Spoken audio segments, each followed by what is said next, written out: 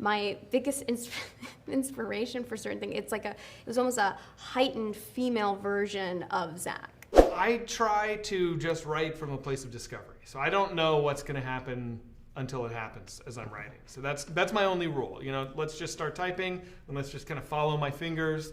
And that's how I wrote Barbarian, and that's how I wrote this.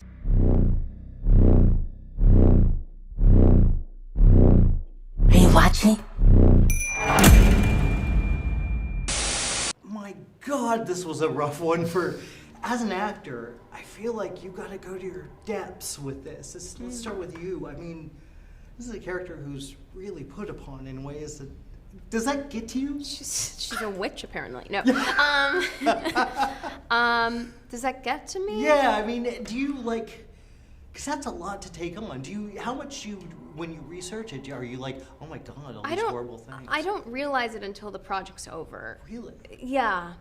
And then, but it's almost like I feel, whenever I'm working, I feel the inside, I feel more like my character than myself, but I'm trying to, present that I'm myself, but I'm really feeling like more the character. Yeah. I don't know. It sounds like I have a full identity crisis. No, I think it works. I think it's what works for you. It's like it's really, you bring a realism to it. Like you're really suffering. Oh, because that's my reality for those, that's both of our reality for, however long the shoot is in a way. And you're kind of living in that headspace longer than you're even living in your own headspace. So it does get to you, but I love it. That makes sense. I love that. You are such a good cop in this. I was like, because I've been watching these cop videos, like, the cop, really? And I was watching, you did everything right. Anything to stick me. How much research did you do into police work? A good amount, I found, and Zach wrote it really well in that way too. It ended up being very truthful, all the things that he laid out, but I did a ride along and I spent some time with a police officer figuring out, basically getting like a really short version of that training. That's cool though. Yeah. What is it about Zach? Because he just brings something different. Like his movies aren't like anything else. Yeah. What did he bring as a director to both of you? He's just he thinks outside the box. And I feel like that is not as common as, we would like it to be in a way. And he's extremely kind and generous and trustworthy in that way. So you just instantly trust whatever he's going to do it's going to be in good hands. I also think he's writing these movies from a place that's really personal, and because it's personal, they end up feeling imaginatively so different, and there's a kind of a weird quality, like a human resonance that they have that makes them, you couldn't point to why this movie feels different than the other movies sort of in its class, but it just does. And I think it comes out of, they're coming from a very deep place, and that's, I think that's really kind of sacred. It feels like he does something that I feel like David Lynch did. He explores the suburban area in ways that are not comfortable. Yeah. No, I mean, this is a very realistic thing in the sense that these kids disappear. That happens.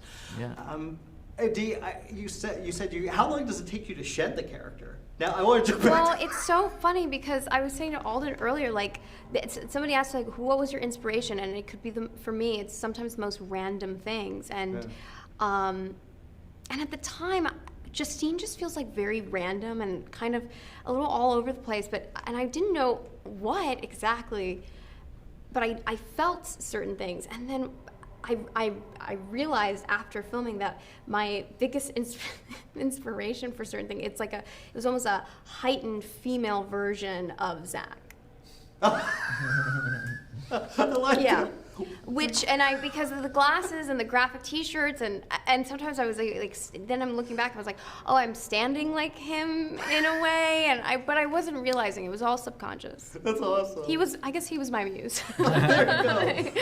Yeah. Well, we got wrapped, but honestly, pleasure. Just a really inventive movie. Thanks very much. First of all, this is fun.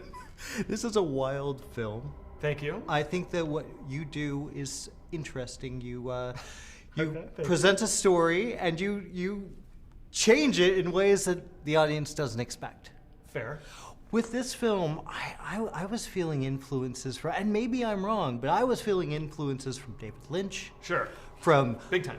Buffy the Vampire Slayer. The Never seen it. Really? Yeah. Okay. There was so much. It visually looked a little bit like an episode called Hush.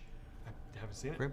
Now, how do you put a story together? Like, because this is a typical horror for you. You don't do that. I try to just write from a place of discovery. So I don't know what's going to happen until it happens as I'm writing. So that's my only rule.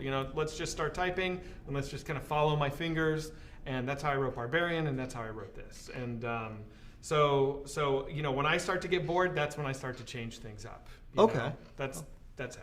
Well, I mean, there's like David Lynch. He would go into suburban, America, suburban America, and just kind of peel back the layers. You definitely do that with this.